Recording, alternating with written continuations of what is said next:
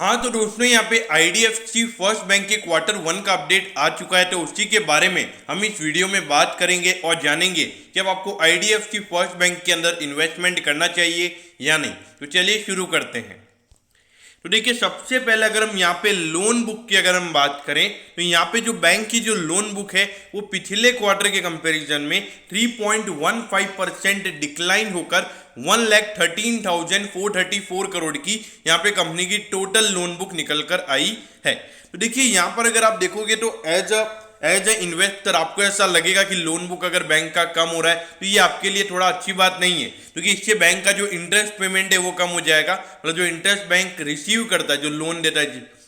मतलब जो loan bank देता है उसके ऊपर जो इंटरेस्ट बैंक को मिलता है तो वो इंटरेस्ट यहाँ पर बैंक को कम मिलेगा। लेकिन आपको इसके डिपॉजिट के ऊपर यहाँ पे नजर डालनी चाहिए। ये देखिए 2.25% का ग्रोथ हमको यहाँ पे इसके टोटल डिपॉजिट में देखने को मिला है, और जो टोटल डिपॉजिट यहाँ पे बैंक के अब हो चुके हैं वो है 84,583 करोड़। तो यहाँ पे देखिए अराउंड अगर आप देखोगे तो अराउंड 30,000 करोड़ बैंक के लोन ज्यादा है अगर हम डिपॉजिट से कंपेयर करें तो अब यहाँ पे एज एन कस्टमर या एज एन शेयर होल्डर आपके मन में एक और डाउट आएगा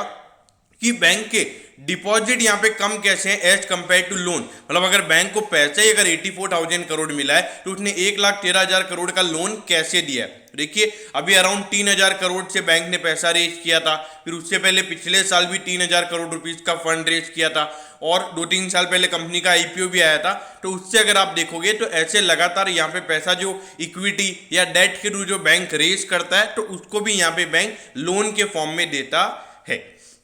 तो मेरे ख्याल से तो एज ए शेयर होल्डर मुझे ऐसा लगता है कि यहाँ पे जितना लोन यहाँ पे बैंक का कम होगा उतना बढ़िया रहेगा। और जब तक ये क्रेडिट टू डिपॉजिट रेशियो, यानी कि जब बैंक के जो डिपॉजिट्स हैं, यानी जो ये डिपॉजिट्स हैं ये जब बैंक के ज़्यादा होंगे एज कंपेयर टू लोन्स, तो तब मेरे ख्याल से बैंक एक अच्छे सिचुएशन में होगा और वहाँ पे पूरा बुरा वक्त वहाँ पे बैंक का निकल जाएगा। अब कासा रेशियो की अगर हम बात करें तो वो यहाँ पे 51.04% निकल कर आया है, जबकि पिछले क्वार्टर में बैंक का कासा रेशियो 51.75% था, यानी कि 0.71% का डिक्लाइन हमको बैंक के कासा रेशियो में देखने को मिला है। लेकिन देखिए जब तक कासा रेशियो 50% से ऊपर है मेरे ख्याल से कोई भी इश्यूज वाली बात नहीं है। और देखिए कासा रेशियो अगर बैंक का ज़्यादा रहता है तो जो इंटरेस्ट मार्जिन परसेंट होता है बैंक का वो ज़्यादा हो जाता है, तो ये बैंक के लिए अच्छी बात है। तो अब इससे हमें क्या सीखने मिलता है, देखिए अगर भी जो कोविड के सेकेंड वेव के टाइम पे भी अगर बैंक का जो डिपॉजिट है वो अगर बढ़ रहा है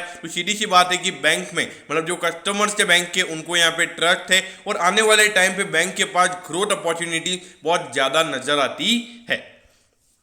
अब ये देखिए 33,796 करोड़ का इसका मार्केट कैप है, और अभी ये लगभग 65 रुपीज़ के लगभग ये स्टॉक गया था, और उसके कंपैरिजन में अभी अगर आप देखोगे तो अराउंड 20% का करेक्शन इस स्टॉक में अभी हमको देखने को मिल गया है। अब देखिए इसका प्राइस टू अर्निंग रेशियो अगर आप देखोगे तो थोड़ा आपको एक्सपेंसिव लगेगा, क्योंकि देखिए अभी बैंक अभी धीरे धीरे अभी भी प्रॉफिटेबिलिटी में आया है, प्रॉफिट अभी हुआ है, तो अभी आने वाले टाइम पे प्रॉफिटेबिलिटी ज़्यादा होती हुई नजर आ सकती है। तो उससे क्या होगा कि वो वैल्यूएशन वहाँ पे आपको सही होता हुआ नजर आएगा।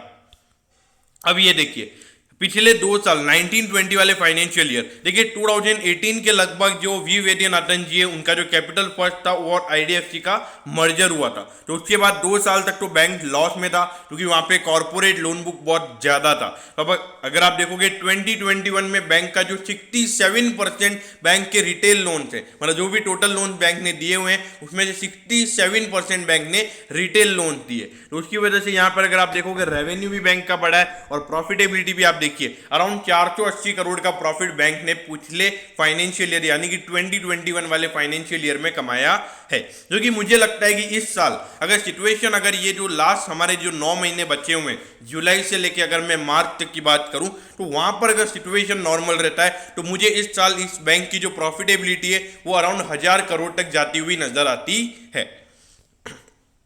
अब ये देखिए 54.45 पे यहाँ पे आईडीएफसी फर्स्ट बैंक का शेयर भी ट्रेड हो रहा है। देखिए अभी ये 65 के लगभग गया था, लेकिन अगर आप इसके ऑल टाइम हाई पे नजर डालोगे तो वो है 83 रुपीज का। तो अगर आप ऑल टाइम हाई से कंपेयर करोगे तो अराउंड अगर हम परसेंटेज वाइज अगर हम बात करें तो अराउंड 35% अपने ऑल टाइम हाई से ये स्टॉक अभी आपको डिस्काउंट पे मिल रहा है। तो दोस्तों यहाँ पर अगर आप देखोगे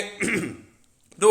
आईडीएफसी फर्स्ट बैंक का अगर आप वैल्यूएशन देखोगे, जब प्राइस टू अर्निंग रेशियो देखोगे, तो वहां पर आपको थोड़ा एक्सपेंसिव लगेगा। लेकिन देखिए मुझे ऐसा लगता है कि ये जो फाइनेंशियल ईयर है यहाँ पे बैंक अच्छे से परफॉर्म करता हुआ नजर आएगा, और जो वैल्यूएशन के कंसर्न जो नजर आते हैं वो मेरे ख्याल से उस वक्त नजर नहीं आएंगे। तो इसीलिए यहाँ पे कोई एग्रेसिव इन्वेस्टर अगर आप हो या फिर मॉडरेट काइंड ऑफ इन्वेस्टर अगर आप हो तो ये आपको यहाँ पे इन्वेस्टमेंट करना चाहिए। अगर आप एक कंजर्वेटिव इन्वेस्टर हो तो मेरे ख्याल से यहाँ पर आपको इन्वेस्टमेंट करना मेरे ख्याल से मैं अवॉइड करने के लिए बोलूंगा। कंजर्वेटिव इन्वेस्टर यानी कि आप रिस्क लेना पसंद नहीं करते, आपको बस 10 से 11% का रिटर्न चाहिए स्टॉक पे, तो मेरे ख्याल से यहाँ पर आपको इन्वेस्टमेंट नहीं करना चाहिए। लेकिन जो एग्रेसिव इन्वेस्टर है, जो रिस्क लेना पसंद करते हैं, जो हाई रिस्क यानी कि हाई प्रॉफिट हाई लॉस में बिलीव करते हैं, वो यहाँ पे डेफिनेटली इन्वेस्टमेंट कर सकते हैं। तो दोस्तों मैं होप करता हूँ कि आपको Q1 के अपडेट के बारे में सब कुछ पता चल गया होगा। अगर आपकी कोई भी क्वेरीज है तो आप कमेंट कीजिए, मैं जरूर आपके कमेंट पर रिप्लाई करूंगा। ओके दोस्तों, thank you, have a nice day.